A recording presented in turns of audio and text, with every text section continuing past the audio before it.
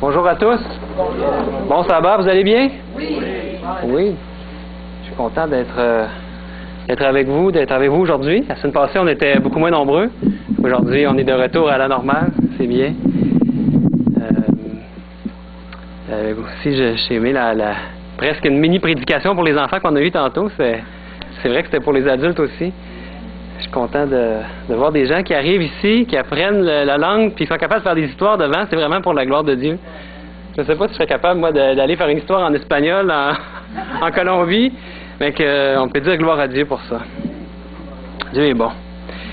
Aujourd'hui, le titre de la prédication, c'est quelque chose qui m'a donné du fil à retordre. Ça m'a demandé beaucoup de préparation parce que c'est pas ça évident d'amener ça dans une prédication sur les prophéties et les trompettes. Mais c'est vraiment suite à l'écoute de ça de Maxime Bouvet. Je ne sais pas si vous avez déjà écouté sur l'Apocalypse qui peut changer votre vie. Il y a beaucoup d'interprétations de gens qui vont interpréter la Bible. J'aime son interprétation pour certains éléments où il est différent un peu de ce qu'on entend normalement. Puis je pense qu'il peut y avoir plusieurs interprétations aux prophéties. Parfois, je pense qu'il faut être ouvert puis pouvoir dire Dieu, est-ce que tu as quelque chose d'autre à m'enseigner dans cette prophétie-là? Donc c'est un peu comme ça que je voudrais vous l'apporter ce matin. J'ai été touché par une des prédications des conférences qu'il a fait. C'était sur la 5e trompette particulièrement, qui est l'invasion des sauterelles. C'est drôle parce que ce matin, on a parlé des sauterelles, hein? Et il n'y a pas de hasard. C'était prévu depuis longtemps que j'allais prêcher là-dessus. Puis ce matin, on parle des sauterelles, mais on va essayer d'en apprendre un peu plus sur les sauterelles, puis aussi sur les premières trompettes. Donc, c'est un sujet un peu solennel et délicat qu'on va parler ce matin, des trompettes. Puis, j'ai emmené ma trompette, parce que j'avais pas une vraie trompette, là, mais c'est une trompette du carnaval. Je me suis dit, je vais pas en jouer, là, ce matin, parce que ça sonne vraiment fort, hein. Puis pour ceux qui étaient venus à défiler, si tu as l'oreille à côté, là, t'entends pas pendant quelque temps. Et une trompette, c'est quelque chose qui projette beaucoup. Puis, mais s'il y en a qui s'endorment, peut-être je pourrais, avec la permission des autres, sonner un petit peu de trompette, parce que c'est... Pardon? C'est Vuvuzela en africain. Je vais quoi? En africain, c'est Vuvuzela. Vuvuzela? OK, bon. Vuvuzela. Fait que je la garde pas loin. S'il y en a qui ont besoin de se faire réveiller par la trompette, on pourrait sonner un petit coup pour nous aider à nous réveiller parce que... OK, oui, c'est ça. Puis on va pas l'utiliser ce matin. Je vous demanderais de rester attentif. Il y a beaucoup de détails, beaucoup de choses, mais c'est un sujet qui m'a fait du bien. J'ai essayé je me suis beaucoup inspiré quand même de ce qu'il amène ici. Puis si vous voulez avoir plus de détails, vous allez pouvoir le regarder. Puis on va commencer. Donc, les trompettes. Dans Apocalypse 8, verset 2, on va se promener un peu dans la Bible, mais on va quand même rester beaucoup dans l'Apocalypse. Apocalypse 8, verset 2, il est dit « Et je vis les 7 anges qui se tiennent devant Dieu, et 7 trompettes leur furent données. » Donc, première question qu'on peut se poser, qu'est-ce que ça symbolise la trompette, les trompettes dans la Bible? Il y a beaucoup d'endroits dans la Bible où on parle de trompettes. Qu'est-ce que ça symbolise? Un premier élément de réponse, dans Ésaïe 58, il est dit « Crie à plein gosier, ne te retiens pas, élève ta voix comme une trompette, et annonce à mon peuple ses iniquités, à la maison de Jacob ses péchés. » Dans Ézéchiel, « Si cet homme voit venir l'épée sur le pays, sonne de la trompette et avertit le peuple. » Donc déjà, ces deux versets-là nous montrent qu'une trompette, c'est quelque chose pour avertir les humains. C'est un avertissement. Vous vous souvenez peut-être de la prise de Jéricho? Il y avait aussi des trompettes à la prise de Jéricho. Ça, c'était quand le peuple était entré en Canaan, ils ont pris Jéricho. Puis, ils avaient fait le tour, vous vous souvenez? Il y avait 7 sacrificateurs qui étaient devant l'Arche de l'Alliance, puis qu'ils sonnaient de la trompette autour de Jéricho pour annoncer quoi? La destruction de la ville. Et le 7e jour, il avait sonné la trompette, puis la ville avait été détruite. Les murs avaient tombé. On peut voir ça dans Josué, il est dit 7 sacrificateurs porteront devant l'arche 7 trompettes retentissantes. Le 7e jour, vous ferez 7 fois le tour de la ville, et les sacrificateurs sonneront des trompettes. Quand vous entendrez le son de la trompette, tout le peuple poussera de grands cris. Alors la muraille de la ville s'écroulera, et le peuple montera chacun devant soi.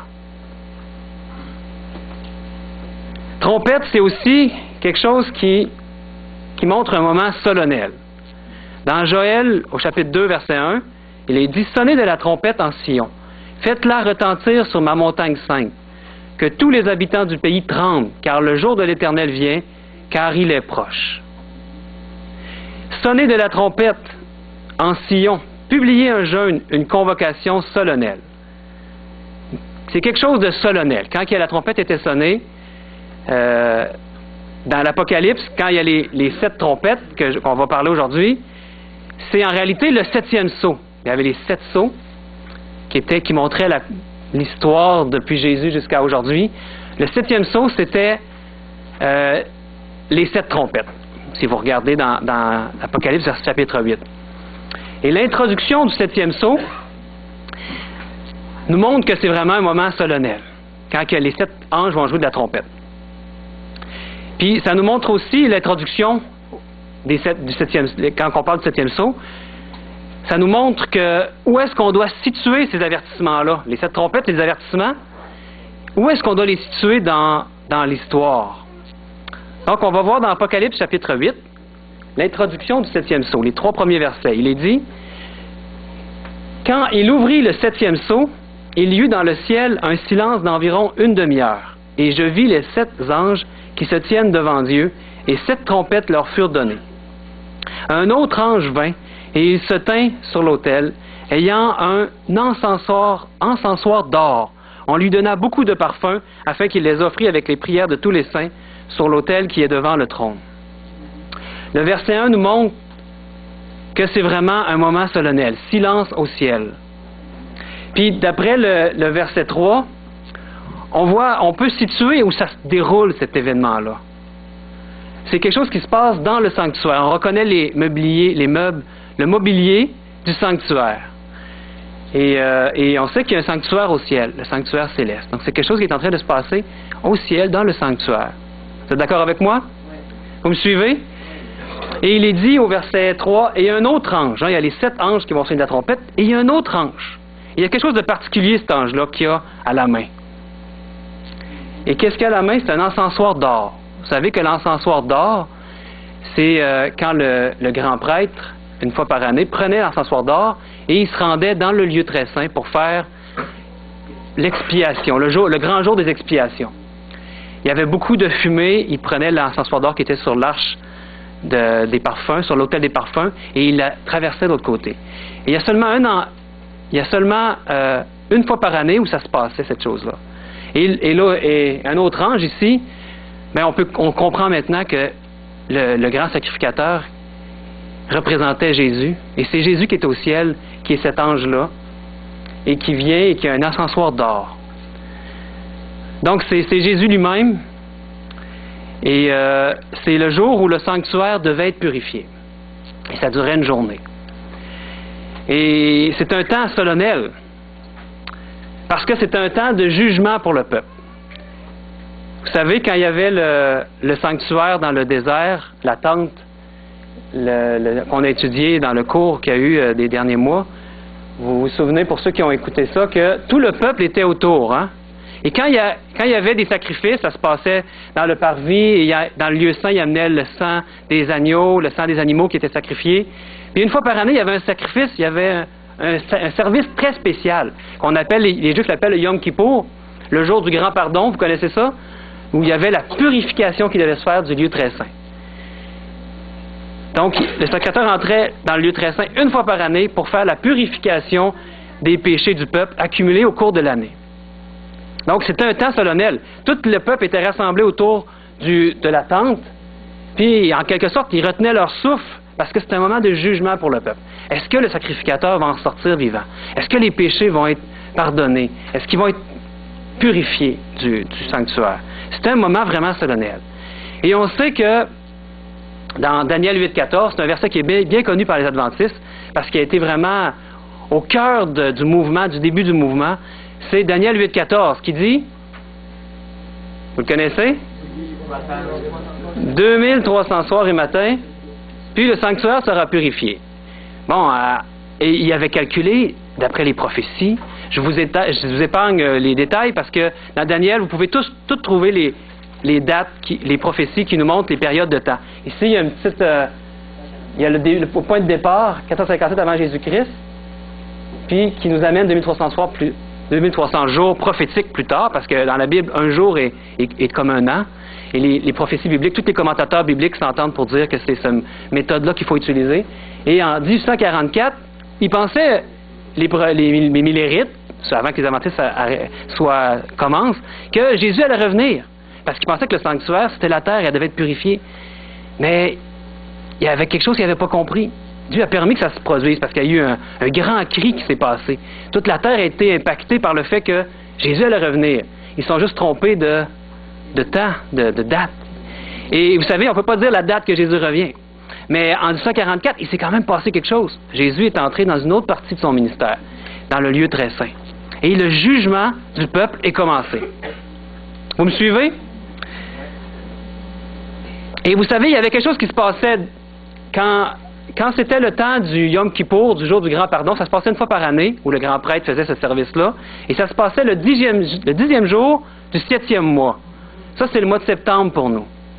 Et puis, 10 jours avant, le premier jour du mois, qu'est-ce qu'il y avait comme fête très importante?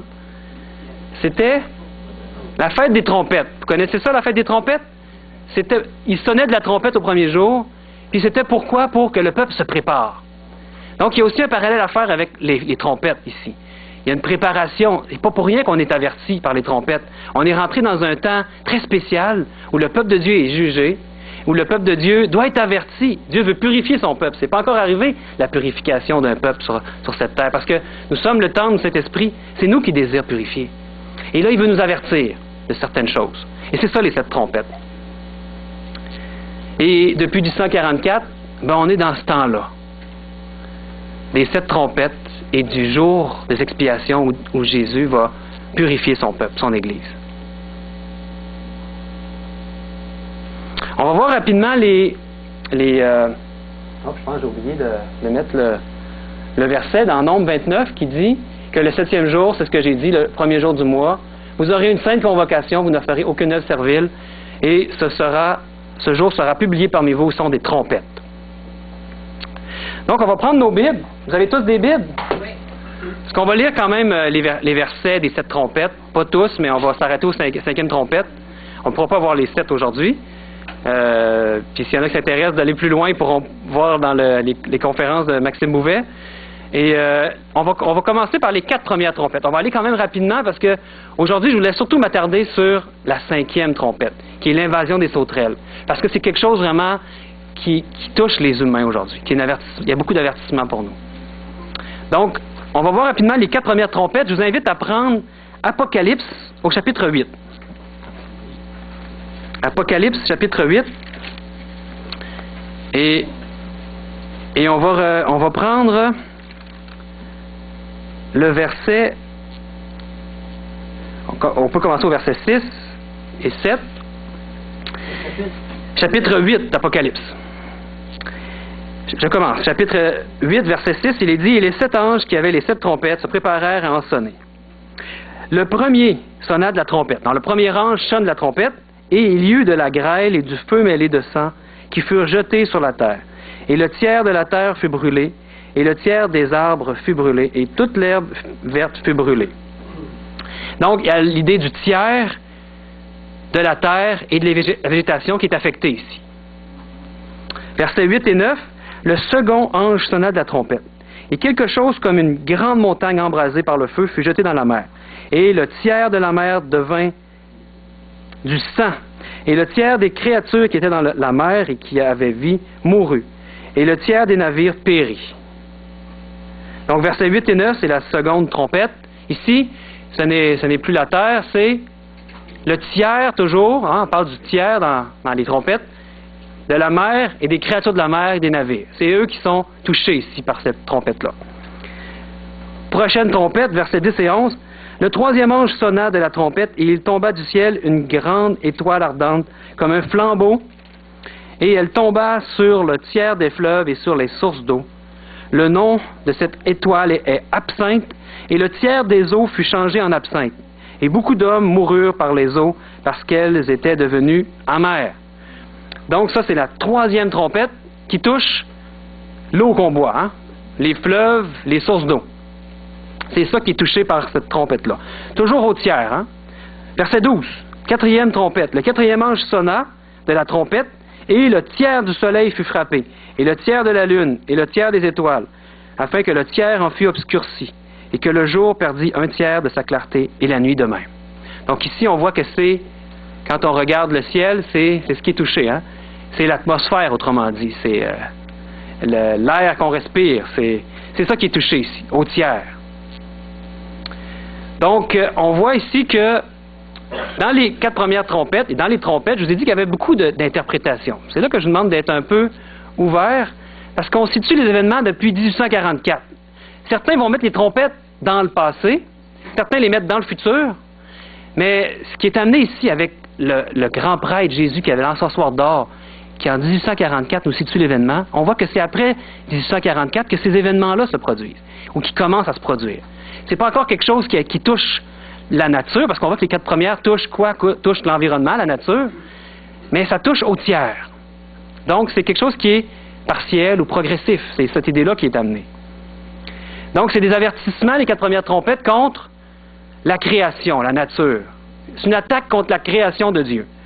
On voit dans Apocalypse 14, le message du premier ange, il est dit, « Il disait d'une voix forte, « Craignez Dieu et donnez-lui gloire, car l'heure de son jugement est venue. Et adorez celui qui a fait quoi? Le ciel, la terre, la mer, les sources d'eau. » Donc, ça veut dire le Créateur, celui qui a fait la terre, ces choses-là, il désigne notre Créateur, et donc c'est la création du Créateur qui est affectée par les 4 premières trompettes. Parce qu'on voit vraiment les mêmes symboliques, les mêmes mots sont utilisés. Donc, la terre est affectée, on voit comment est-ce que la pollution en 1944 marque vraiment, dans cette période-là, le début de l'industrialisation de masse. On a vu comment il y a les produits chimiques maintenant qui sont déversés partout. Aujourd'hui, on commence à s'en faire pour ça, mais déjà les scientifiques disent qu'il est trop tard. On va dans un mur, hein?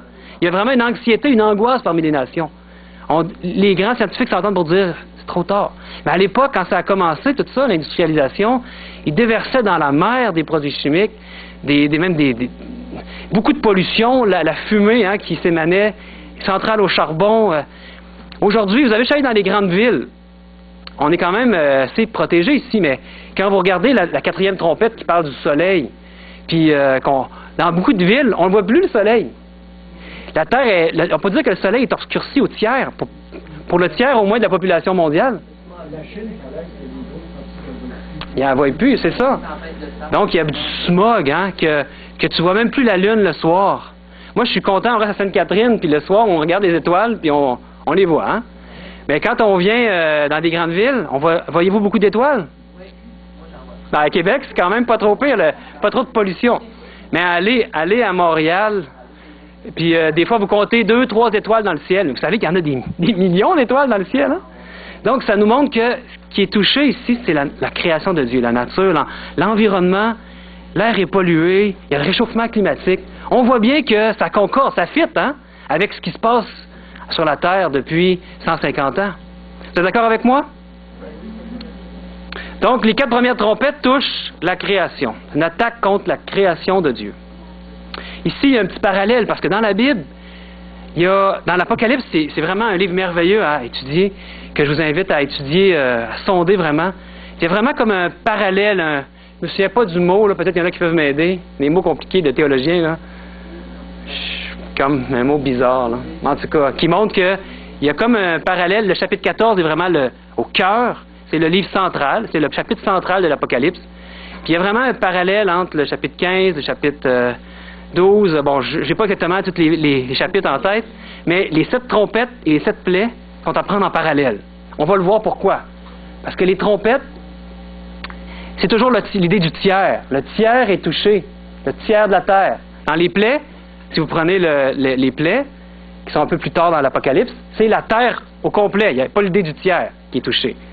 La deuxième trompette, c'est la mer au tiers. Dans les plaies, c'est aussi la mer, mais est atteinte au complet. La même chose pour la troisième, la quatrième, vous voyez? La cinquième, douleur aux hommes au tiers. On va le voir, là. Puis, dans la cinquième plaie, douleur aux hommes, il n'y a pas de tiers, il n'y a pas l'idée de quelque chose de partiel qui se passe, là. C'est les ulcères aux hommes, etc. Sixième, c'est l'Euphrate. Il y a juste 2 endroits où on voit l'Euphrate dans le Nouveau Testament. On en parle seulement dans les trompettes et les plaies.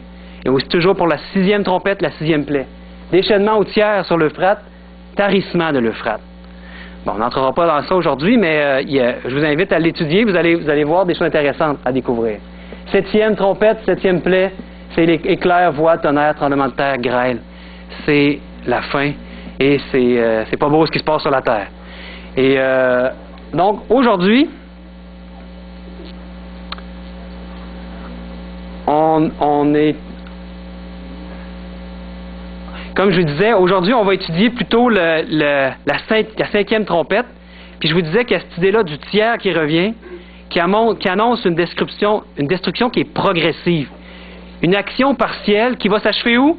Dans les plaies. Et quand vous regardez les plaies, au début, quand c'est décrit dans le chapitre d'introduction des plaies, il est dit les dernières plaies.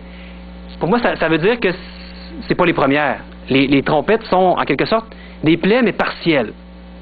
Et peut-être qu'il y avait de la misère à comprendre ça il y a 150 ans, mais aujourd'hui, on voit que la nature vraiment a souffert. Puis maintenant, on va étudier un peu plus au niveau de la 5e trompette.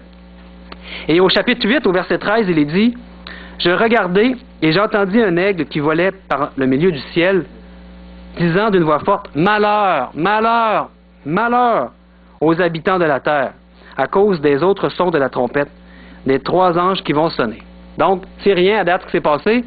Ce qui s'en vient maintenant va toucher quoi? Va toucher, c'est au niveau des humains que ça va se passer. Parce que maintenant, c'est les habitants de la terre qui sont visés par ces trompettes-là. Il y a un avertissement, en tout cas, aux habitants de la terre. Et,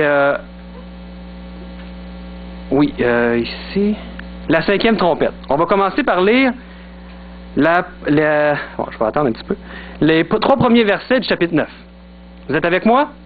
Il n'y a personne qui s'endort, j'ai ma trompette pas loin? Non? Il n'y a personne qui dort? OK. Vous l'avez pas vu, ma trompette? Hein? Elle est là, regarde. Oui. On ira dehors tantôt peut-être, parce qu'en dedans, ça va être trop fort. Donc, on va lire les 3 premiers versets du chapitre 9. C'est les 3 premiers versets que Jaco a lus tantôt. Chapitre 9, verset 1. Le 5e ange sonna de la trompette, et je vis une étoile qui était tombée du ciel sur la terre. La clé du puits de l'abîme lui fut donnée, et elle ouvrit le puits de l'abîme. Et il monta du puits une fumée, comme la fumée d'une grande fournaise, et le soleil et l'air furent obscurcis par la fumée du puits. De la fumée sortirent des sauterelles, qui se répandirent sur la terre, et il leur fut donné un pouvoir, comme le pouvoir qu'ont les scorpions de la terre. Bon, qu'est-ce que ça veut dire tout ça? D'abord, on voit dans le premier verset qui parle d'une étoile qui est tombée du ciel. Pour ceux qui connaissent l'histoire de Lucifer, ils savent que c'était étoile astre brillant qui était tombée du ciel, n'est-ce pas? Donc ici, c'est une référence claire à Satan. Puis il a été comme donné la permission d'ouvrir la clé de l'abîme. L'abîme, c'est comme le puits de l'abîme, c'est de là qui vient toutes les mauvaises choses de l'enfer, entre guillemets. C'est la fumée qui sort du puits de l'abîme. Et c'est Satan lui-même qui est derrière ça. Puis là, il montre une grande fumée du puits, comme une fumée d'une grande fournaise, tellement que l'air de la terre en est obscurci, en est en quelque sorte, toute la terre est sous cette fumée-là. Elle touche tout le monde. Et au verset 3, de la fumée, sortir quoi? Des sauterelles. Ils sortent de où? Du puits de l'abîme. Donc, c'est pas quelque chose de positif, hein? Vous êtes d'accord avec moi? On peut déjà s'entendre là-dessus? Ça sort du puits de l'abîme, c'est pas positif. Des sauterelles, On en a parlé un petit peu ce matin. Ça peut faire des grands ravages. Hein? Tantôt, Jaco, justement, un matin, il parlait en Madagascar, qui avait déjà vu ça, une invasion de sauterelles. On est épargné ici, on n'a pas de ça. Mais dans les pays tropicaux, où ça arrive de temps en temps qu'il y a des invasions. Vous voyez, lui ici, il essaie de les tuer, mais il est peine perdu, hein? Il va avoir de la misère. Il y en a tellement. Puis, ici, vous voyez l'arbre, il mange même l'écorce. Il ne reste plus rien quand ils ont passé. C'est vraiment une dévastation. Donc ici, c'est symbolique. Ils veulent ce qu'ils veulent nous montrer ici, l'avertissement. Les sauterelles ont un pouvoir dévastateur quand il y a une invasion de sauterelles. Et ici, c'est de ce dont on nous parle. Il y a une destruction qui vient avec ça. Les sauterelles dévastent tout. Donc c'est l'idée d'une pollution morale contre l'homme, parce qu'on a vu que c'était les habitants de la Terre qui étaient touchés par la 5e trompette. C'est une pollution morale par l'invasion des sauterelles. Et au verset 3, il est dit qu'ils ont le pouvoir, un pouvoir comme le pouvoir des scorpions. Qu'est-ce que ça veut dire, les scorpions, dans la Bible? Est-ce que la Bible peut nous renseigner là-dessus? On ne va pas décider nous-mêmes qu'est-ce que ça veut dire, n'est-ce pas? Parce que la Bible s'interprète par elle-même. Il y a des clés prophétiques dans la Bible que Dieu nous a laissées pour mettre les pièces du puzzle ensemble. C'est merveilleux que Dieu ait fait ça, parce que sinon on pourrait faire dire ce qu'on voudrait à ça. Mais on va aller voir qu'est-ce que la Bible nous dit des scorpions. Ézéchiel 2. « Et toi, fils de l'homme, ne les crains pas, et ne crains pas leur discours. Quoique tu aies auprès de toi des ronces et des épines, et que tu habites avec des scorpions, ne crains pas leur discours, et ne t'effraie pas de leur visage, quoiqu'ils soient une famille de rebelles. » Donc les scorpions, c'est une famille de rebelles. C'est bon indice, qu'est-ce que c'est les scorpions, hein? Pourquoi qu'ici, on nous amène cette image-là? Donc, c'est l'image de la rébellion, de la révolte. La rébellion contre quoi? Contre qui? Contre Dieu. Contre Dieu lui-même. Ici, quand il nous parle de ça, c'était à cause de l'idolâtrie du peuple. Il y avait une rébellion ouverte contre Dieu. Donc, c'est la rébellion, même du peuple de Dieu, et des habitants de la terre contre Dieu. On va maintenant lire les versets 4 à 6 de chapitre 9. Il est dit, « Il leur fut dit, aux sauterelles, de ne point faire de mal à l'herbe de la terre, ni à aucune verdure, ni à aucun arbre, mais seulement aux hommes qui n'avaient pas le sceau de Dieu sur leur front. Il leur fut donné non de les tuer, mais de les tourmenter pendant 5 mois, et le tourment qu'elles causaient était comme le tourment que cause le scorpion quand il pique un homme. En ce jour-là, les hommes chercheront la mort et ils ne la trouveront pas. Ils désireront de mourir et la mort fuira loin d'eux. » Donc il est dit au verset 4, « Ne fais pas de mal aux hommes qui ont le sceau de Dieu. » On en parlait justement ce matin. Donc, peut-être parce que ces gens-là savent comment se protéger et que Dieu les protège surtout. Et au verset 6, il est dit, « Quand ces jours-là, ils chercheront la mort, et il est dit qu'ils chercheront la mort et ils ne la trouveront pas, ils désireront de mourir et la mort fuira loin d'eux. » C'est quelque chose, hein? Lorsque les sauterelles s'attaquent à l'homme, c'est comme si elles lui ôtaient le goût de la vie. Plus d'envie que ça dure, ça ne dérange pas si ça s'arrête. Beaucoup de gens comme ça sur notre planète, hein? Il n'y a comme plus rien qui a d'importance. Ils sont même prêts à se faire sauter dans des attentats terroristes. La vie a comme... Il n'y a plus le goût à la vie pour beaucoup de gens. On va voir maintenant l'équipement des sauterelles, afin de pouvoir les identifier. Parce que je pense que c'est ce qu'on s'attend, n'est-ce pas, de pouvoir identifier ces sauterelles-là. On a compris que ce n'était pas des sauterelles avec des petits insectes qu'il s'agissait ici. Mais on va voir l'équipement, puis on va s'en convaincre de comment les identifier. Donc, au verset 7, ce qu'on a lu, non, on ne l'a pas lu. Verset 7. Ces sauterelles ressemblaient à des chevaux préparés pour le combat. Il y avait sur leur tête comme des couronnes semblables à de l'or, et leurs visages étaient comme des visages d'hommes. Donc, il y avait comme des couronnes semblables à de l'or. Il y a le mot semblable qui est important, parce que c'est pas de l'or. Quand quelque chose qui est semblable à quelque chose, ça n'en est pas, hein? Vous êtes d'accord? Dans les Apocalypse 4, verset 4, on parle des 24 vieillards qui avaient des couronnes sur la tête, et l'or symbolise la foi. Donc, ça ressemble à la foi, mais est-ce que ça en est? Ça n'en est pas. Au verset 7, il dit que leurs faces étaient comme des faces d'hommes. Vous voyez ça? Comme des visages qui étaient comme des visages d'hommes. Donc ça, c'est le symbole de l'homme. Qu'est-ce qui caractérise l'homme par rapport à l'animal? C'est l'intelligence, le raisonnement, la réflexion, le discernement. C'est vraiment des capacités qui distinguent l'homme de l'animal. C'est pas des animaux qu'il s'agit ici, les sauterelles, les insectes. Il faut rechercher des hommes ou quelque chose qui vient des hommes. Vous êtes d'accord avec moi? Donc, c'est des humains qui se cachent sous leur apparence, animés par la fumée qui sort directement du puits de l'abîme. On va lire le verset 8. Elles avaient des cheveux comme des cheveux de femmes, et leurs dents étaient comme des dents de lion. Ah, vous allez me dire, pourquoi qu'il nous parle de cheveux de femmes? Bon, on va aller voir qu'est-ce que la Bible a dit par rapport aux cheveux de femmes, pour savoir qu'est-ce qui est dit. Ta tête sur toi comme le Carmel et les cheveux de ta tête comme la pourpre, un roi est enchaîné par tes boucles. Qu'est-ce que vous sentez là quand on lit ce verset-là?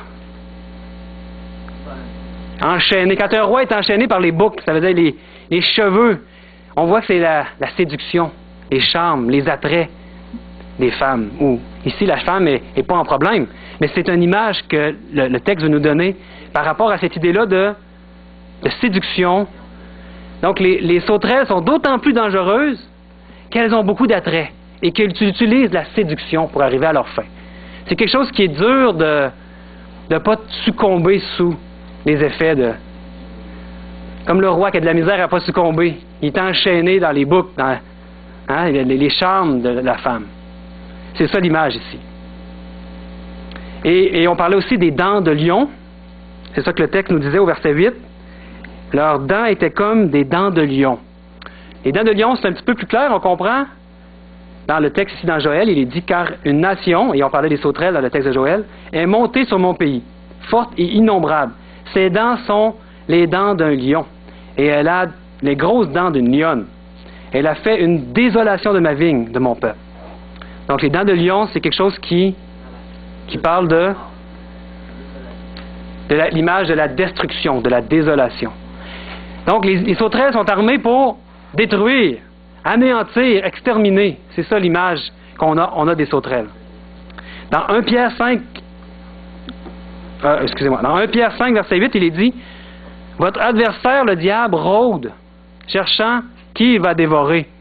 Puis il sait qu'il y a peu de temps. » Donc c'est la même image. Au verset 9 maintenant, il est dit « Elles avaient des cuirasses comme des cuirasses de fer, et le bruit de leurs ailes était comme un bruit de char à plusieurs chevaux qui courent au combat. Les sauterelles sont de redoutables combattantes. Et le fer et le bronze, ça représente dans la Bible l'orgueil. On voit ça dans Lévitique 26-19. Vous irez voir, c'est vraiment l'idée de l'orgueil. Donc, c'est des redoutables combattantes. Et la suite... par rapport à ce fait-là que les sauterelles, c'est des combattantes qui courent au combat, comme dit le texte au verset 9, ça donne vraiment l'impression qu'ils sont comme inattaquables, qu'ils livrent un vrai combat. Puis peut-être on se demande quel combat elles livrent. Ben, c'est facile de comprendre quand on sait d'où ça vient, la fumée. Elle vient de où? De l'abîme. Donc, elle vient de l'abîme, puis elle est suscitée par le grand adversaire lui-même. Donc, c'est un combat contre qui? Contre ceux qui veulent marcher avec Dieu. Particulièrement contre ceux-là. Ça va toucher toute la terre, mais s'ils pouvaient faire tomber ceux-là dans les séductions, c'est ce qu'ils souhaitent, ceux qui marchent avec Dieu, particulièrement. Donc, les sauterelles s'interposent entre Dieu et les humains, puis ils ont vraiment de quoi occuper tout le monde. Vous allez voir, on va les décrire dans quelques instants. On arrive maintenant au verset 10. Elles avaient des queues semblables à des scorpions et des aiguillons, et c'est dans leur queue qu'était le pouvoir de faire du mal aux hommes pendant 5 mois. Donc, les 5 mois, qu'est-ce que ça veut dire? Il y a des commentateurs qui mettent ça dans des prophéties, qui mettent des prophéties dans l'Ancien, avant 1844, qui voient ça dans le passé, par rapport aux musulmans, les Turcs. Il y a beaucoup de choses qui se disent par rapport à ça. Et je ne veux pas dire que c'est pas vrai, toutes ces choses-là, mais l'explication ici que le pasteur Bouvet amène, que j'aime bien, c'est que c'est un malheur aux hommes pendant 5 mois parce que c'est l'idée que les sauterelles, ils ont quand on regarde dans les livres de biologie, ils ont un rythme biologique, ils ont une vie de 5 mois. C'est pas pour rien, hein? Ils agissent de la fin mars au début septembre. Calculé, ça fait 5 mois d'activité. Donc, c'est l'idée qu'ils vont se rendre jusqu'au bout. Ils vont aller au bout de leurs œuvres. Ils ne vont pas s'arrêter. C'est ça, cette idée-là qu'amènent les 5 mois. Donc, il semble que ce ne soit pas un temps prophétique, mais un temps biologique. C'est quelque chose d'intéressant qui nous amène à méditer là-dessus puis à voir pour vous-même qu'est-ce que vous en dites. Et le verset 10, il nous parle de quoi aussi? La queue, une queue semblable à des scorpions. Qu'est-ce que signifie la queue dans la Bible?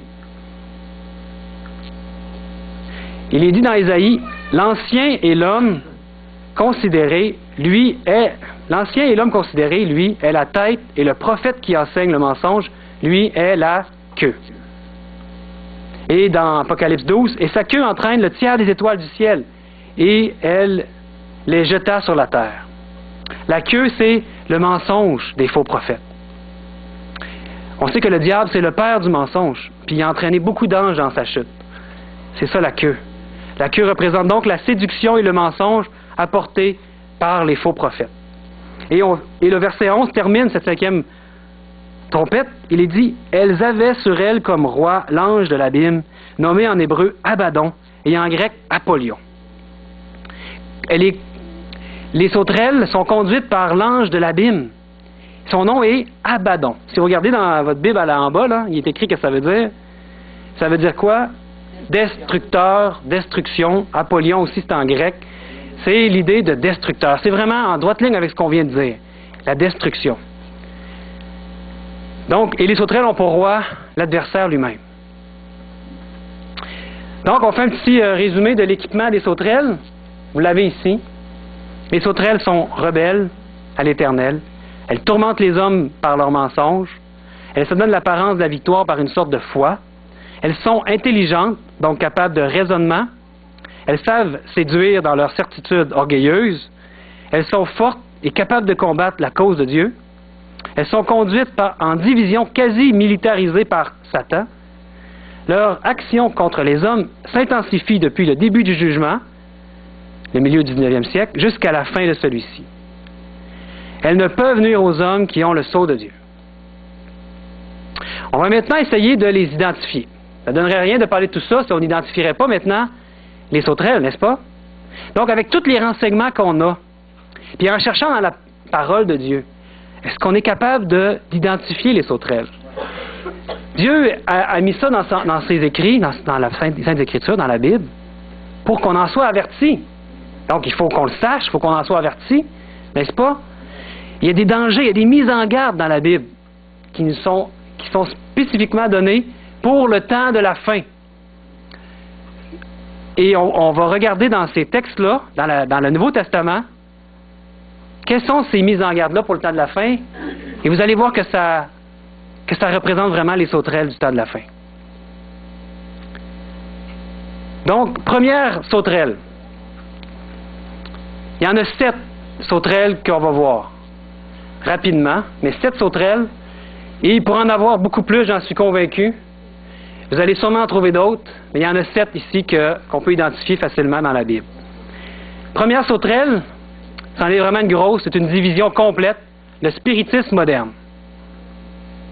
Un texte, 1 Timothée 4, verset 1. Il est dit, « Mais l'Esprit dit expressément que, dans les derniers temps, quelques-uns abandonneront la foi pour s'attacher à quoi? À des esprits séducteurs et à des doctrines de démons. » Donc, il y a c'est étonnant quand on regarde à quel moment ce phénomène qui est satanique a eu une renaissance de ses cendres vraiment après 1844. en 1848, a été introduit en Europe par un certain Allan Kardec. Je ne sais pas si vous connaissez ce nom-là. Oui? Bon, je suis content parce que moi, je ne le connaissais pas. Je suis allé voir sur Wikipédia. J'ai trouvé des choses vraiment intéressantes sur cet homme-là. C'est vraiment lui le père du spiritisme moderne. Le spiritisme a toujours existé, hein? Mais lui, il a vraiment ranimé ça de ses cendres. Puis il a écrit des livres. Son premier livre, l'essentiel des bases du spiritisme, c'est dans le livre qui s'appelle Le Livre des Esprits, en 1857. Et le livre des médiums en 1861. Kardec produit ainsi les 5 livres fondamentaux du spiritisme. L'évangile. Pardon? L'évangile au spiritisme. L'évangile du spiritisme, c'est ça. Et ces livres qui sont écrits il y a 150 ans sont continuellement réédités, même jusqu'à aujourd'hui. Il a même fondé une revue qui s'appelle la Revue Spirit, qui est un magazine encore publié aujourd'hui dans plusieurs langues. Il affirme, lui, que le spiritisme, c'est pas une religion, mais c'est une science. Vous allez voir, même ici, peut-être c'est pour ça que notre ami brésilien connaît ça, parce qu'il y a même partout dans le monde, on parle de lui. Partout dans le monde, il y a des gens qui sont... c'est comme leur maître à penser. Ici, on voit au Brésil un mémorial en son honneur. C'est pas rien, hein? Faire un gros mémorial comme ça en son honneur. Donc, le spiritisme moderne. Qu'est-ce que Dieu dit du spiritisme? Il dit de faire attention à toutes ces choses occultes-là, n'est-ce pas? Ici, dans Deutéronome, voyons ce que Moïse a écrit, inspiré par l'Éternel. Chapitre 18, verset 10. Qu'on ne trouve chez toi personne qui fasse passer son fils ou sa fille par le feu. Personne qui exerce le métier de devin, d'astrologue, d'augure, de magicien, d'enchanteur. Personne qui consulte ceux qui évoquent les esprits ou disent la bonne aventure. Personne qui interroge les morts. Car quiconque fait ces choses est en abomination à l'Éternel. Vous savez qu'il y a des millions d'adeptes sur la terre, des adeptes des sciences occultes. Il y en a beaucoup ici à Québec, au Québec, partout dans le monde. L'astrologie, ouvrez vos journaux. Quel journal qui n'a pas l'astrologie? Ben, c'est une science occulte, ça. On lit des choses dans les astres. Voyons donc. Je ne sais pas si les chrétiens devraient se tenir loin de ça. Mais ça, c'est soft, on va dire. Hein? C'est léger. Mais vous pouvez penser à tout ce qui est la magie, la télépathie, la lévitation, les communications extrasensorielles, la divination, l'hypnotisme, le magnétisme, la cartomancie, la nécromancie, parapsychologie, et j'en passe, et j'en passe. Il y a toute une science. Donc, on n'invoque plus Dieu, mais on invoque qui? L'adversaire. Parce que les morts, ils dorment, on le sait, hein? On sait que les morts, si on invoque les morts, c'est pas les morts qu'on consulte. À ceux qui font des tables de Ouija, là, ça bouge, hein? Puis c'est qui sont en train de parler? Avec les démons, avec les mauvais esprits, qui veulent juste les détruire. À faire très attention. C'est un avertissement que Dieu nous donne. Donc, ça, on peut dire que ce sauterelle-là, c'est vraiment une grosse division de l'armée de Satan. Elle fait beaucoup de ravages. Vous êtes d'accord? Vous voyez que vous êtes d'accord que c'est une sauterelle? Un autre sauterelle. Le matérialisme scientifique. Un verset, 2 Pierre 3. Sachant avant tout que dans les derniers jours, on est dans les derniers jours, hein? Il viendra des moqueurs avec leur raillerie, marchant selon leur propre convoitise, et disant, où est la promesse de son avènement? Car depuis que les pères sont morts, tout demeure comme dès le commencement de la création. Ils veulent ignorer en effet que des cieux existèrent autrefois par la parole de Dieu, de même qu'une terre tirée de l'eau est formée au moyen de l'eau, et que par ces choses le monde alors périt, submergé par l'eau. On le sait que Dieu a créé la terre et tout ce qui nous entoure en 6 jours, et qu'il y a eu un déluge. La Bible nous le dit.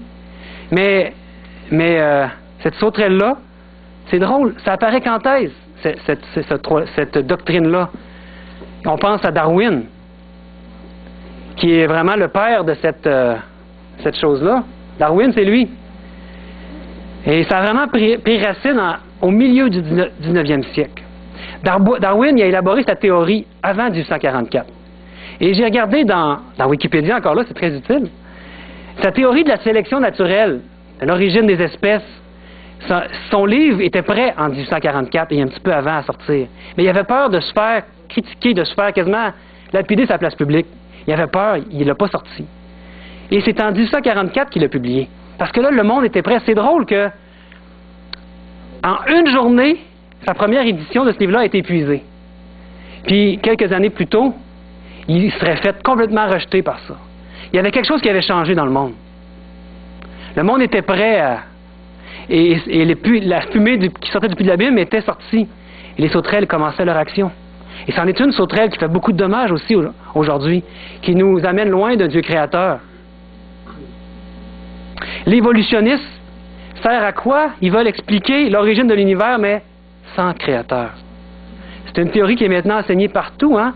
C'est comme un fait authentique. Pourtant, c'est une théorie. Puis, si on avait le temps, on pourrait l'étudier.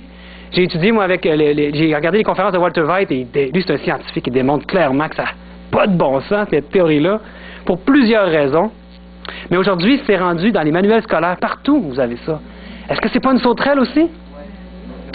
Est-ce que c'est pas quelque chose de destructeur?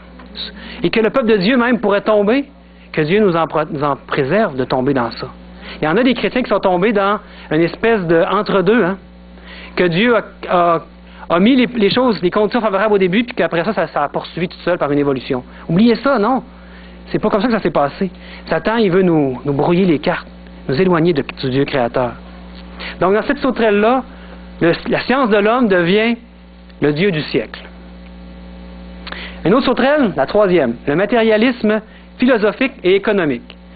Vous êtes encore prêts pour quelques minutes? Je vois que le temps déjà est avancé. On sonne la trompette ou on continue pas? On arrête? On continue un peu? OK. Désolé, il faut prendre encore un peu de temps. Et cette sauterelle-là, un verset dans 2 Timothée 4. Car il viendra un temps où les hommes ne supporteront pas la saine doctrine, mais, ayant la démangeaison d'entendre des choses agréables, ils se donneront une foule de docteurs selon leurs propres désirs, détourneront l'oreille de la vérité et se tourneront vers les fables. Hop! J'ai oublié de vous mettre le texte. Bon, vous l'avez ici. Vous connaissez peut-être ce texte-là déjà. Les hommes vont se tourner vers des fables, des choses agréables à leurs oreilles, selon leurs propres désirs. Et il y en a un qui s'appelle Karl Marx. En quelle année il est apparu, lui? C'est lui ici, Karl Marx. Il a comme la main en dedans, comme ça. Karl Marx. En 1848. Intéressant. Hein? Vous voyez que c'est vraiment, ça fit dans les temps prophétiques qu'on parle. Et avec son ami Friedrich Engels, ils vont éditer leur premier manifeste du Parti communiste en 1848. Et dans ce manifeste-là, dans ce qu'eux amènent, le communiste, les socialistes, etc., tout s'explique et se résout par quoi? Par la lutte des classes. Dieu est ignoré et la valeur suprême, c'est quoi? C'est le travail. Le salut aux humains est ignoré aussi par ce que l'Éternel amène, l'Évangile. Ce qui est amené, c'est vraiment la valeur suprême, c'est le travail. Donc, il y a beaucoup de choses qu'on peut voir par rapport à ce qui s'est passé là. Beaucoup d'hommes qui ont été séduits, puis qui ont rejeté Dieu, qui sont allés dans ces courants-là. Ça ne nous a pas vraiment beaucoup touchés ici, mais il y a des pays entiers qui étaient sous la domination. Il y a encore beaucoup d'endroits dans le monde aujourd'hui où c'est comme ça. Pensez juste à la Chine. Hein, c'est le plus gros pays du monde. Ils sont communistes. La Corée du Nord, Cuba. Et il y a beaucoup encore de gens qui ont cette pensée philosophique-là. C'est une sauterelle qui a fait beaucoup de ravages et qui en fait encore beaucoup. Une autre sauterelle, la quatrième, le libéralisme religieux. Qu'est-ce que ça veut dire? On prend un texte. Il est dit, « Sachez que dans les derniers jours, il y aura des temps difficiles. » Ça, c'est le verset 1. On est dans les derniers jours. Verset 13, « Les hommes méchants et imposteurs avanceront toujours plus dans le mal, égarant les autres et égarés eux-mêmes. Toi, demeure dans les choses que tu as apprises et qui est l'objet de ta foi. Tu connais les saintes lettres qui peuvent te rendre sage à salut par la foi en Jésus-Christ. Toute écriture est inspirée de Dieu. » Donc la Bible affirme que toute écriture est inspirée de Dieu. C'est ce que la Bible affirme. On le sait. Mais le libéralisme religieux affirme le contraire. Dans Tite, au chapitre 1, il est dit, « Il y a dans l'Église beaucoup de gens rebelles, de vains discoureurs et de séducteurs. » Et c'est dans l'Église. Ils bouleversent des familles entières, enseignant, pour un gain honteux, ce qu'on ne doit pas enseigner. Reprends-les sévèrement. afin qu'ils aient une foi saine et qu'ils ne s'attachent pas à des fables judaïques et à des commandements d'hommes qui se détournent de la vérité. On est obligé de constater qu'aujourd'hui, les églises de la Réforme, le mouvement protestantiste, est envahi par ce libéralisme religieux qui est vraiment quelque chose d'inquiétant. Mais quand est-ce que ça a vraiment pris naissance, ce mouvement-là? Il y a un nommé Ernest Renan. Connaissez-vous cet homme-là? Je ne le connaissais pas. Je vous allez voir sur Wikipédia encore. Et en 1863, il a sorti son livre qui s'appelle « Vie de Jésus ». Donc lui, il s'est intéressé à la vie de Jésus. Et quand on regarde son livre, il enlevait à Jésus son caractère moral. Il en faisait de lui, c'était ça, un révolutionnaire, un faiseur de miracles. Puis il enlevait tout ce qui échappe à la raison dans la Bible et à la rigueur scientifique. Si c'était pas rigoureux scientifiquement, si c'était des choses qui étaient mystérieuses puis qu'on ne peut pas comprendre, mais que juste par la foi on peut saisir, c'était pas bon. C'est dans le fond, on peut résumer ça par Dieu a-t-il réellement dit? Vous connaissez ça, ces mots-là? Comme la séduction qui a été présentée à Ève. Et son livre, est-ce qu'il a connu un petit succès? Pas de succès? Un grand succès. Il s'appelle Ernest Renan. Et lui, ce qu'il prônait, c'était vraiment un assouplissement des doctrines bibliques. Et ce qu'il amenait, c'est que la Bible doit être soumise à un examen critique, comme n'importe quel autre document historique. Il ramenait ça à quelque chose de banal, presque banal. Une autre sauterelle, la 5e, les faux prophètes. Quel sera dans Matthieu 24, c'est Jésus qui parle. Il dit, quel sera le signe, c'est les apôtres qui posent ça, quel sera le signe de ton avènement et de la fin du monde? On parle de la fin du monde, c'est aujourd'hui ça. Et il dit, il s'élèvera de faux Christ et de faux prophètes.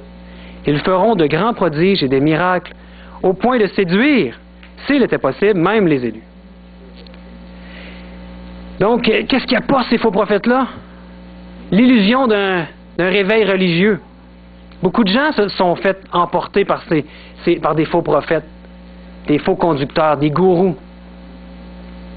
Et chacun prétend détenir la vérité dans tout ça. Il y a beaucoup de sectes qui ont apparu.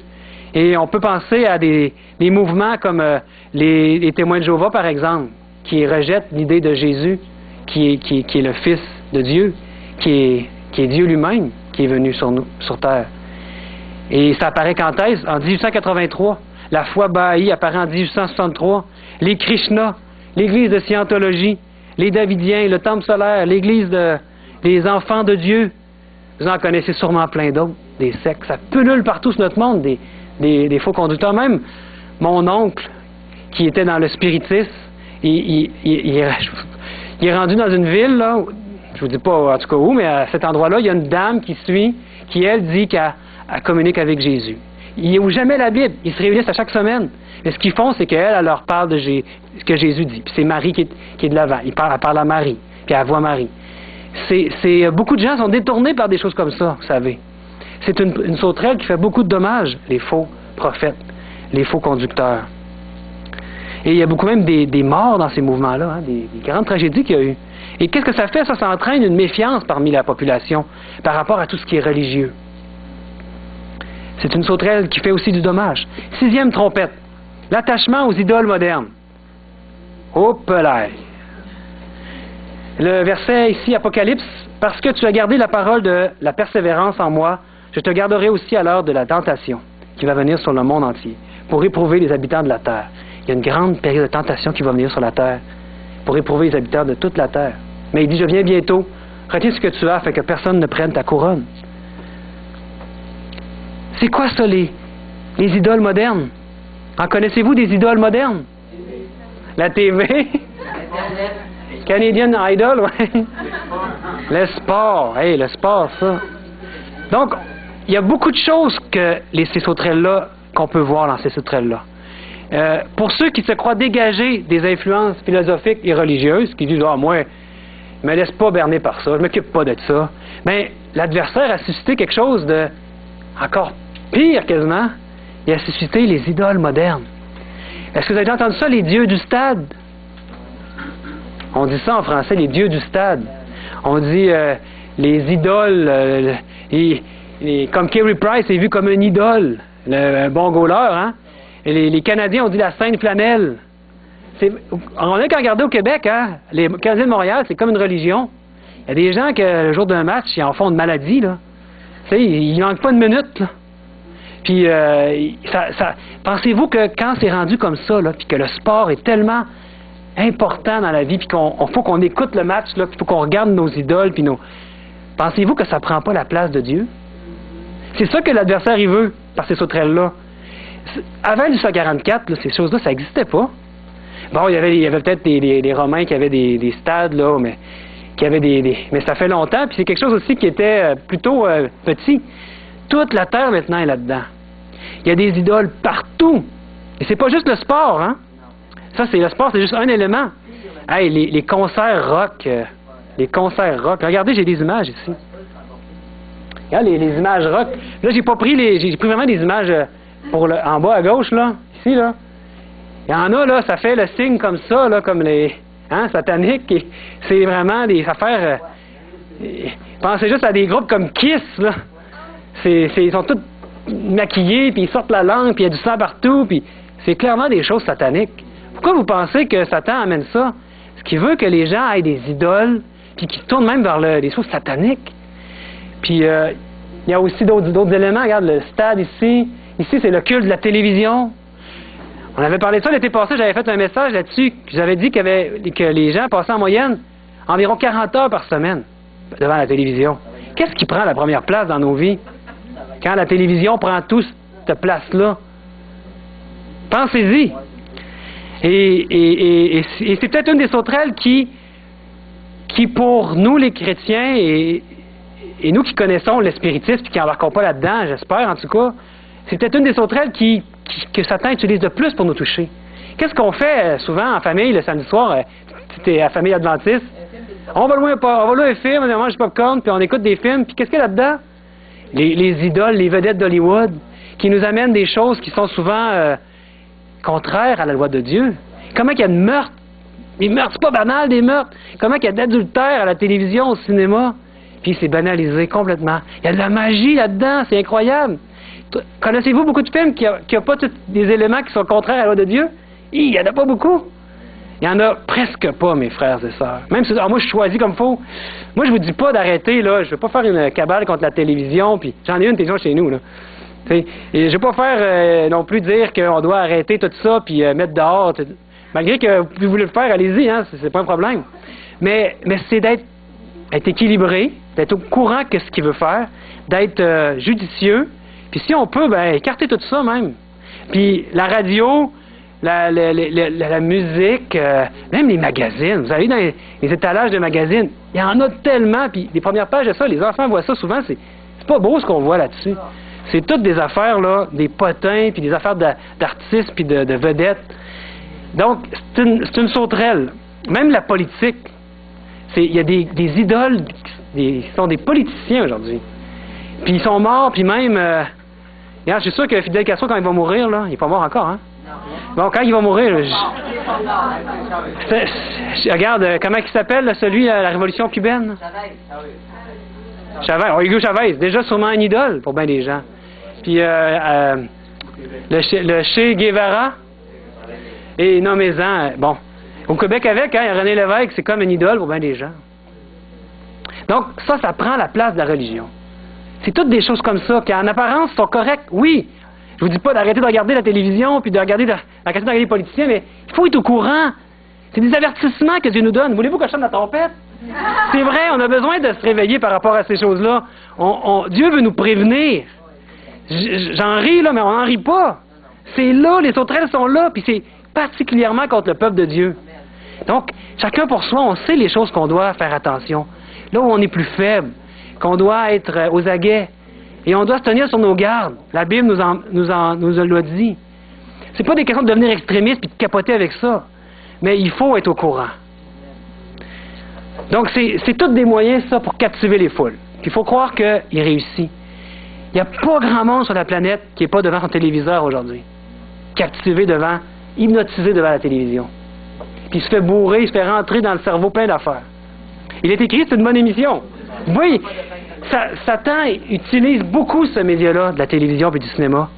Mais on peut aussi trouver, comme on dit, le meilleur et le pire, mais vous pouvez aussi avoir des choses à la télévision qui peuvent être pour sa gloire. Je veux dire, vous pouvez voir des conférences, en tout cas, je ne veux pas entrer dans les détails. Il est écrit, par exemple, c'est une émission que, bon, soyez judicieux, vous pouvez l'écouter, cette émission-là. Il y a des pays où l'Église olympique émise toute la journée, 24 heures par jour, des programmes évangéliques, anglais.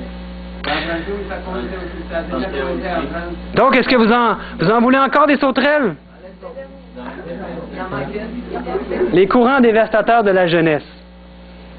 Dans 2 Timothée, il est dit, sache que dans les derniers jours, c'est maintenant ça, les derniers jours, il y aura des temps difficiles. Car les hommes seront égoïstes, amis de l'argent, fanfarons, hautains, blasphémateurs, rebelles à leurs parents, ingrats, irréligieux, insensibles, déloyaux, calomniateurs, intempérants, cruels, ennemis des gens de bien, traîtres, emportés, enflés d'orgueil, aimant le plaisir plus que Dieu. C'est fort, ça. Ayant l'apparence de la piété, mais reniant ce qui en fait la force. Éloigne-toi de ces hommes-là. Donc, peut-être que si vous éloignez ces hommes-là, il ne restera plus grand monde autour de vous.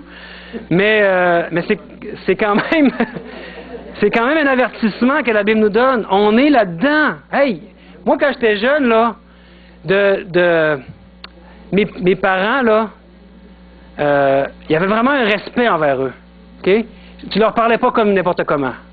Puis si tu manquais de respect envers ton père ou ta mère, il y avait une conséquence, hein? Aujourd'hui, hey, c'est les enfants qui mènent aujourd'hui. C'est les enfants rois. C'est eux qui... Les parents s'excusent pratiquement, là. Écoute. Donc, on est là-dedans. Et c'est quoi aujourd'hui qui préoccupe les jeunes? Et on peut vraiment voir que les aspirations religieuses, comment tu dis?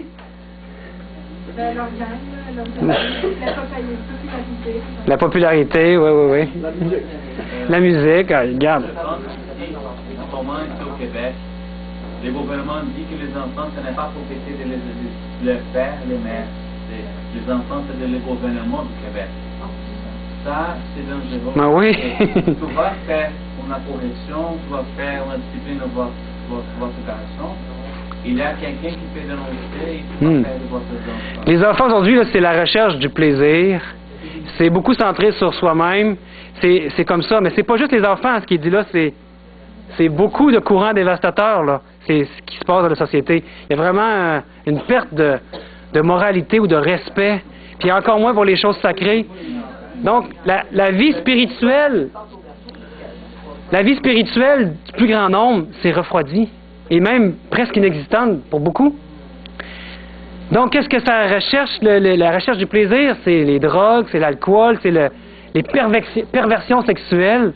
Même des jeunes qui prennent de la drogue à 12 ans, qui ont des relations sexuelles à ces âges-là. C'est terrible. C'est l'idée qu'il n'y a pas besoin de Dieu. Parce que lui, il viendrait mettre des contraintes dans ces libertés-là que les jeunes ou les gens se donnent. Des libertés qui sont débridées, mes frères et sœurs. Tout cela, pourquoi, toutes ces sauterelles-là? Pourquoi l'adversaire a imaginé tout ce déploiement de force? Ben, la raison, c'est parce qu'il veut que les hommes s'éloignent du Créateur et qu'ils ne trouvent plus le chemin vers Jésus. C'est ça qui anime l'adversaire. Sûrement que la liste des sauterelles est incomplète. On a vu que les 4 premières trompettes marquaient quoi? La destruction progressive de l'environnement, de la nature, de la création de Dieu. La 5e trompette marque quoi? Une destruction progressive aussi de l'esprit humain. C'est là qu'il s'attaque, là, l'esprit humain. Toutes les sauterelles sont une abondante fumée qui nous coupe une relation avec Dieu. Il y a 1001 raisons pour ne plus croire en Dieu aujourd'hui. Et ce matin, on a lu dans Joël 1, verset 4, qu'il y a différentes sortes de sauterelles. Et il est dit, ce qu'a laissé le gazam, la sauterelle l'a dévoré. Ce qu'a laissé la sauterelle, le gélec l'a dévoré. Ce qu'a laissé le gélec, le asile l'a dévoré. Et quand on étudie que les commentateurs bibliques disent de ces textes-là, ils nous disent que c'est différentes sortes de sauterelles, comme différentes espèces. Ce matin, on a dit aussi que ça pouvait être différents stades de la vie des sauterelles. Je ne sais pas exactement, parce que ces mots-là, gélec, asile, et c'est comme des mots gazangs qui sont un peu oubliés, qui n'existent pas vraiment. Mais ce que j'ai pu trouver, c'est que c'est différentes sortes de sauterelles. Et c'est en réalité pour dire que ce que l'une des sauterelles, le spiritisme par exemple, n'aura pas réussi à attraper quelqu'un, parce que lui, ça ne sera pas avoir par ça, mais l'autre sauterelle d'après va l'avoir dévoré. Puis si je ne laisse pas dévorer par ça va être l'autre. Il y en a une qui va réussir qui va être la bonne qui fit pour toi. En bon québécois. Mais on parle des sauterelles. Et il nous est dit que c'est un malheur sur la terre. Hein? Malheur à la terre. Et dans Apocalypse 12, il dit, « Malheur à la terre et à la mer, car le diable est descendu vers vous, animé d'une grande colère, sachant qu'il a peu de temps. » Il n'y a pas de temps à perdre, lui, là. Il y a une grande colère, puis il utilise des gens, des êtres humains qui sont des instruments pour lui, mais il les aime pas. À la limite, à la fin, il va les utiliser, puis poum, il va les détruire. Son rôle, c'est de détruire, destructeur. Et le chapitre 9, du verset 4, nous dit quelque chose d'intéressant, dont on n'a pas encore beaucoup parlé. Il est dit quoi? Et il leur dit, et il leur fut dit, dans l'Apocalypse au chapitre 9, dans les cinquièmes trompettes, au verset 4, il leur fut dit de ne point faire de mal à l'herbe et à la terre, ni à aucune verdure, ni à aucun arbre, mais seulement aux hommes qui n'avaient pas le sceau de Dieu sur leur front, sur le front. Donc, il y a quelque chose. Comment ça se fait qu'elles ne peuvent pas faire de mal à ceux qui ont le sceau de Dieu? Qu'est-ce que c'est l'antidote au venin des sauterelles? Y a-t-il un antidote? Et il est dit dans Éphésiens, « En lui, vous aussi, après avoir entendu la parole de la vérité, l'évangile de votre salut, en lui vous avez cru et vous avez été scellés du Saint-Esprit qui avait été promis, lequel est un gage de notre héritage pour la rédemption de ceux que Dieu s'est acquis à la louange de sa gloire. » Et dans Apocalypse 3.10, on l'avait lu tantôt, il est dit « Parce que tu as gardé la parole de la persévérance en moi, je te garderai aussi à l'heure de la tentation qui va venir sur le monde entier pour éprouver les habitants de la terre. » Donc, on doit croire au véritable évangile en Jésus, qui est notre Sauveur. On doit garder sa parole en nous. Il t'a dit, hein, mettre la parole sur les linteaux des portes, ou hein, l'a mis partout, la mettre sur nous partout, la parole de Dieu. Et obéir à la vérité qui est révélée par le Saint-Esprit, c'est ça l'antidote. Et dans Exode, il est dit, « Quand l'Éternel passera pour frapper l'Égypte et verra le sang sur le linteau et sur les deux poteaux, l'Éternel passera par-dessus la porte et il ne permettra pas aux destructeurs d'entrer dans vos maisons pour frapper. » Intéressant, hein? Ouais. Tous ceux qui ont écouté les avertissements de l'Éternel à cette époque-là, qui avaient fait ce que l'Éternel avait ordonné, ils avaient mis du sang. Il n'avait pas dit « Ah, voyons donc, c'est des fables, ça ne marchera pas. Qu'est-ce qui me dit que ça va marcher? Qu'est-ce qui me dit que c'est l'Éternel qui parle et qui nous dit de faire ça? » Non, ceux qui ont écouté, qui ont mis du sang, qu'est-ce qui est arrivé? Ceux qui ont pratiqué les instructions données par l'Éternel ont été protégés de la destruction. Donc, ça nous parle aujourd'hui pour nous aussi. L'antidote, obéir à la vérité telle qu'elle est en Christ. Prenez ce livre-là, étudiez-le, il va vous révéler Jésus-Christ. Il va vous révéler son amour. Il veut vous transformer votre vie. Il veut qu'à chaque jour, vous mourrez à votre ego, puis que vous le serviez, que vous deveniez un instrument pour lui. Et c'est pas tout de croire, on croit, mais la croyance doit descendre aussi jusque dans le cœur. Et ça amène une obéissance à la vérité. La foi qui sauve inclut une soumission totale. Une reddition au fait objectif de l'Évangile en Jésus. Une reddition, ça veut dire se rendre, arrêter de résister. C'est ça à quoi on est appelé. Par les trompettes et les sauterelles, Dieu nous donne des avertissements. Puis il nous met en garde contre les pièges de l'adversaire. Aujourd'hui, c'est un appel solennel. C'est un moment solennel qu'on vit. C'est un appel solennel qui nous fait à cesser de résister contre ces mises en garde. On les connaît, ces mises en garde. Maintenant, cessons de résister. Et que Dieu nous protège de tout mal de l'ennemi. C'est ma prière pour nous tous. Amen. Amen. Praise the Lord.